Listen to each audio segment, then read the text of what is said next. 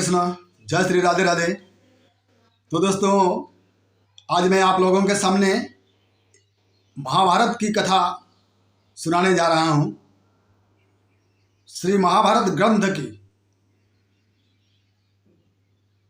जिसको व्यास देव ने रचना की महाभारत ग्रंथ को। तो दोस्तों, सबसे पहले उस महाभारत ग्रंथ का श्रवण किसने किए थे और क्यों किए थे, इसके विषय में आज मैं वर्णन करूंगा। तो दोस्तों, जिस समय राजा परीक्षित को ब्राह्मण के शाप के कारण तक्षक नाग ने डस लिया और राजा परीक्षित को मृत्यु प्राप्त हो गया, तो उसी समय राजा परीक्षित के पुत्र जन्मेजय ने अपनी आंखों से देखा कि तक्षक नाग के डसने से मेरे पिता का मृत्यु हो गया।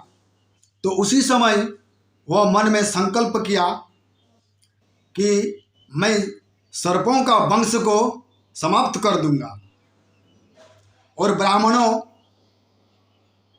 और पात्र मित्रों मंत्रियों को बुला करके परामर्श किए।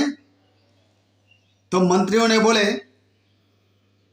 कि हे राजन, आप सर्पों को ऐसे खोज करके नहीं मार सकते, वो कहाँ रहते हैं खोजना अत्यंत मुश्किल है, एवं आप सर्प यज्ञ का आयोजन कीजिए। तब राजा जन्मेजय ने यज्ञ कुंड का निर्माण करवाया और ब्राह्मण गणों के द्वारा मंत्र उच्चारण करके यज्ञ कुंड में घी सहित आहुति देने लगा। तो जैसे ही ब्राह्मणगण आहुति देने लगे, तो दोस्तों, मंत्र का ऐसा प्रभाव था, तेज था, जिसके कारण सभी नाग एवं सर्पगण उस यज्ञ कुंड में आकर गिरने लगे।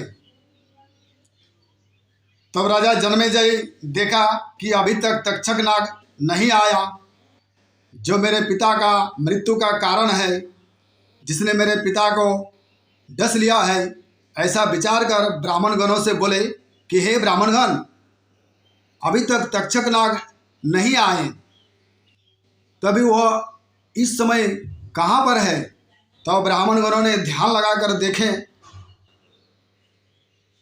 तब इंद्र के सिंहासन में तक्षक नाग छिपा है। ऐसा जानकर राजा जन्मेजय से बोले कि अभी इंद्र के सिंहासन में वो छिपा हुआ है। तो राजा बोले कि आप सभी ऐसा मंत्र उच्चारण कीजिए जिससे इंद्र समेत तक्षक नाग यज्ञ कुंड में आकर पड़े और भस्म हो जाए। तो दोस्तों, उसी समय क्या होता है, देखिए, नागराज वासुकी को जब पता चला कि हमारे वंश समाप्त होने जा रहा है, नागों के सर्पों के वंश, तो उन्होंने अपने भांजे आस्तिक मुनि को राजा जन्मेजय के यज्ञशाला में जाने के लिए कहता है। तब जन्मेजय के यज्ञशाला में आस्तिक मुनि आते हैं और राजा से दान में संकल्प करा करके तक्षक को दान में मांग लेता है, और इसी तरह सर्पों के एवं नागों के वंश को बचा लेते हैं।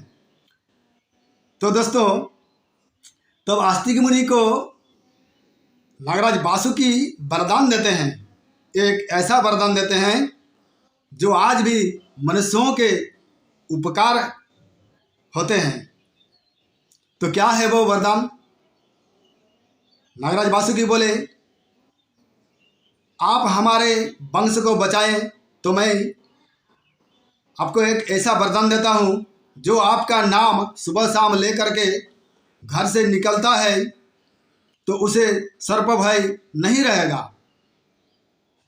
एवं जो हमारे वंश का सर्प उसे काटेगा उस मनुष्य को, तो उसी समय उस सर्प का सिर शरीर से नीचे पड़ जाएगा और वह मर जाएगा। ऐसा कहकर वरदान में दिए। तब राजा जन्मेजय सर्पयज्ञ बंद करके अश्वमेध यज्ञ करने का विचार कर ही रहे थे। तो उसी समय महर्षि वेदव्यास जी आते हैं और राजा जन्मेजय को अश्वमेध यज्ञ करने से मना करता है। तो महर्षि व्यासदेव ने बताए कि हे राजन, अभी इस कलिकाल में अश्वमेध यज्ञ पूर्ण नहीं होंगे। और ऐसे कहते हुए वेदव्यास जी चले गए। तो दोस्तों,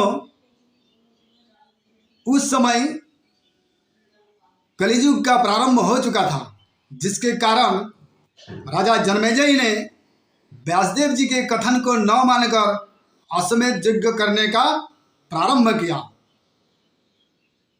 और घोड़े के मस्तक पर पत्र लिख करके अपने सैनिकों के साथ घोड़े को छोड़ दिए और घोड़ा विजयी होकर के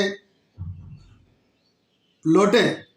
तो जैसे ही घोड़ा विजयी होकर के अग्निकुंड में लाया गया घोड़े को और घोड़े का मस्तक काटा गया, तो उसी समय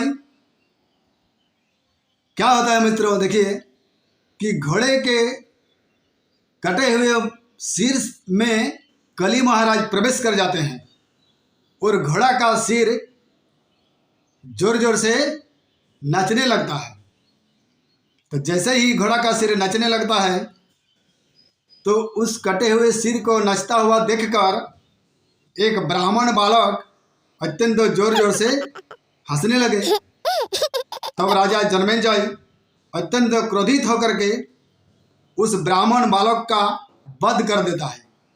जैसे ही वध कर दिया, तो सभी राजाएं, ब्राह्मणगण, पात्र मित्रगण सभी ऐसा कहते हुए कि इस ब्रह्मघाती राजा का मुख नहीं देखना चाहिए, ऐसा कहते हुए सभी यज्ञ कुंड से भाग गए। तब राजा जन्मेजय को अत्यंत दुख हुआ और पश्चाताप करने लगा। तो उसी समय महर्षि वेदव्यास जी आते हैं और राजा जन्मेजय को समझा करके बोले, हे राजा, आप तो अनर्थ कर दिए। आपको मैं मना किया था अश्वमेध यज्ञ करने का, परंतु आप नहीं सुने। इसका परिणाम तो आपको भुगतना ही पड़ेगा। तो आप एक काम कीजिए, महाभारत ग्रंथ का श्रवण कीजिए। तो राजा जन्मेजय बोले, हे मुने, कृपा करके आप हमें महाभारत ग्रंथ का श्रवण कराइए। तो व्यासदेव मुनि बोले, मेरे पास अभी समय नहीं है, तो मेरे शिष्य वैशंपायन मुनि से आप महाभारत का श्रवण कीजिए और सब पापों से आप मुक्त हो जाइए। तब राजा जन्मेजय ने वैशंपायन मुनि को बुलवा करके श्री महाभारत ग्रंथ का श्रवण किए विधिपूर्वक और ब्रह्मघाती पाप से मुक्त हो गए। तो दोस्तों, इसी तरह राजा जन्मेजय ने महाभारत के श्रवण की और ब्रह्मघाती पाप से मुक्त हो गए। तो दोस्तों, सभी के घर में महाभारत होना चाहिए, महाभारत का पठन पाठन करना चाहिए। तो मैं इसी जगह वर्णन समाप्त करता हूँ। जय श्री कृष्ण, जय श्री राधे राधे।